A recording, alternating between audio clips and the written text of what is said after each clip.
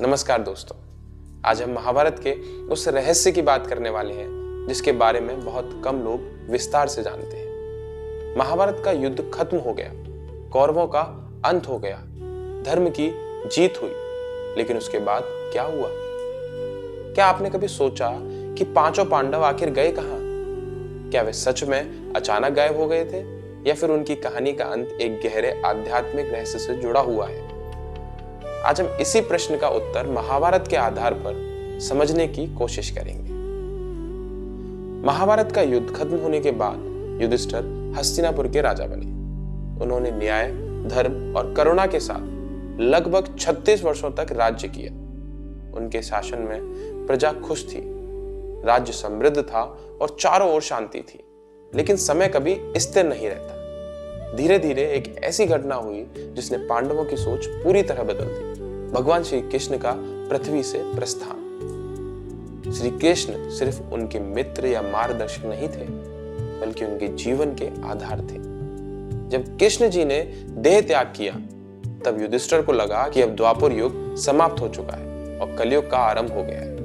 उन्हें एहसास हुआ कि अब संसार की सारी उपलब्धियां, सत्ता, वैभव और प्रसिद्धि सब क्षणिक है। जो आज है वह कल नहीं रहेगा।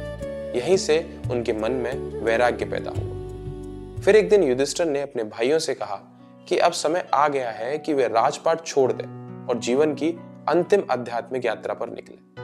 उन्होंने हस्तिनापुर का सिंहासन अर्जुन के पोते राजा परीक्षित जी को सौंप दिया। यह निर्णय आसान नहीं था। सोचिए, जिसने पूरी जिंदगी संघर्ष करके राज्य पाया हो, वह खुद उसे छोड़ दे।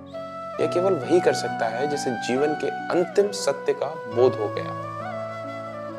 इसके बाद पांचों पांडव युधिष्ठिर, भीम, अर्जुन, नकुल, सहदेव और द्रौपदी सब कुछ त्याग कर निकल पड़े। न कोई सेना, न धन, न सुविधाएं, सिर्फ साधारण वस्त्र और मन में एक लक्ष्य, आत्मा की अंतिम यात्रा, मोक्ष की ओर प्रस्थान। महाभारत में इस यात्रा को महाप्रस्थान कहा गया है, जिसका अर्थ है महान अंतिम प्रस्थान।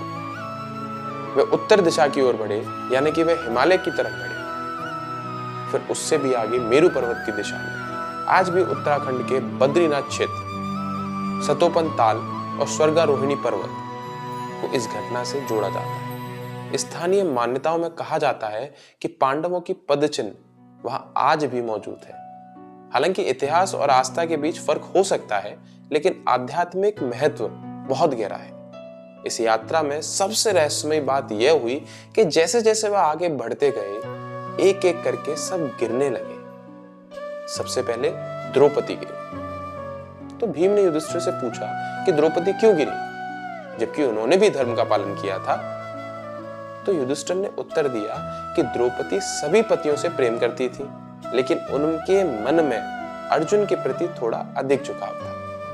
यह सूक्ष्म पक्षपात था और आध्यात्मिक यात्रा में मन की पूर्ण निष्पक्षता आवश्यक मानी जाती है। कुछ आगे चलने पर सहदेव गिरे। सहदेव अत्यंत बुद्धिमान थे।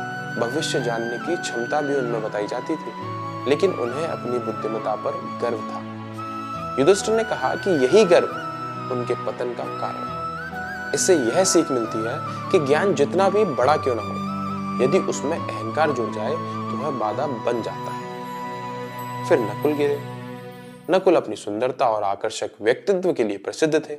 युधिष्ठिर ने बताया कि उन्हें अपने रूप पर गर्व था। तो आध्यात्मिक दृष्टि से यह संदेश है कि शरीर और सुंदरता अस्थायी है, उन पर गर्व अंततः निरर्थक है। इसके बाद अर्जुन गिरे। अर्जुन महाभारत के महानतम धनुर्धर थे, श्री कृष्ण के प्रिय मित्र थे। गीता का ज्ञान उन्हीं को मिला, लेकिन युधिष्ठिर ने कहा कि अर्जुन को अपने युद्ध कौशल और अपनी वीरता पर गर्व था। यह बताता है कि महानतम व्यक्ति भी अहंकार से अछूते नहीं होते। और अंत में भीम गिरे। भीम असाधारण बलशाली थे। उन्होंने अनेक युद्ध जीते, दुर्योधन को परास्त किया, लेकिन उन्हें अपनी शक्ति और भोजन प्रेम पर गर्व था। युधिष्ठिर ने यही कारण बताया कि इस घटना का संदेश बहुत स्पष्ट है। शक्ति भी तब तक सार्थक है जब तक उसमें विनम्रता हो। अब केवल युधिष्ठिर बचे और उनके साथ एक कुत्ता चल रहा था। यह कुत्ता उनके साथ शुरू से था, चुपचाप उनका साथ देता हुआ। जब वे स्वर्ग के द्वार पर पहुंचे तब इंद्रदेव अपने रथ के साथ आए और युधिष्ठिर से कहा कि आप शरीर सहित स्वर्ग जा सकते हैं, लेकिन इस कुत्ते को यहीं छोड़ना होगा। युधिष्ठिर ने मना कर दिया। उन्होंने कहा कि जिसने मेरी यात्रा में मेरा साथ नहीं छोड़ा, मैं कैसे उसको छोड़ दूं? यह केवल करुणा नहीं थी, बल्कि धर्म और सर्वोच्च पालन था। तभी वह कुत्ता धर्मराज यम के रूप में प्रकट हुआ। यह युधिष्ठिर की अंतिम परीक्षा थी, जिसमें वह सफल हुआ। तो महाभारत के अनुसार युधिष्ठिर ही एकमात्र पांडव थे जो शरीर सहित स्वर्ग पहुंचे। इसका प्रतीकात्मक अर्थ यह है कि जिसने जीवन भर सत्य, धर्म, करुणा और न्याय का पालन किया, वही अंतिम मुक्ति के योग्य होता है। अगर हम इस पूरी घटना को आध्यात्मिक दृष्टि से देखें तो 5 पांडव हमारे भीतर की 5 कमजोरियों का प्रतीक है। अहंकार, गर्व, मोह, शक्ति का भ्रम और भारी आकर्षण का अभिमान। युधिष्ठिर धर्म का प्रतीक है जो अंततः हमें मुक्ति की ओर ले जाता है। आज के समय में भी यह कहानी उतनी ही प्रासंगिक है। हम सब जीवन में सफलता, पैसा, प्रतिष्ठा और पहचान के पीछे भागते हैं, लेकिन अंत में यह सब यहीं रह जाता है। साथ जाता है तो सिर्फ हमारे कर्म, हमारी सच्चाई और हमारी नीयत। इसलिए महाभारत हमें सिर्फ इतिहास नहीं सिखाती, बल्कि जीवन जीने की कला सिखाती है। यह बताती है कि सफलता से ज्यादा महत्वपूर्ण है विनम्रता, शक्ति से ज्यादा महत्वपूर्ण है करुणा और ज्ञान से ज्यादा महत्वपूर्ण है अहंकार मुक्त बुद्धि। तो दोस्तों, पांडव गायब नहीं हुए थे।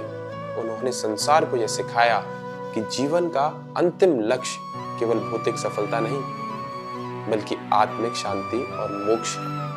अब मैं आपसे जानना चाहूंगा कि आपको लगता है कि पांडव सच में स्वर्ग गए थे या ये गहरा आध्यात्मिक प्रतीक है? आप राय जरूर कमेंट में लिखिए। अगर आपको ऐसे आध्यात्मिक, रहस्यमयी और ज्ञानवर्धक विषय पसंद आते हैं तो चैनल को सब्सक्राइब जरूर करें। धन्यवाद। हर हर महादेव।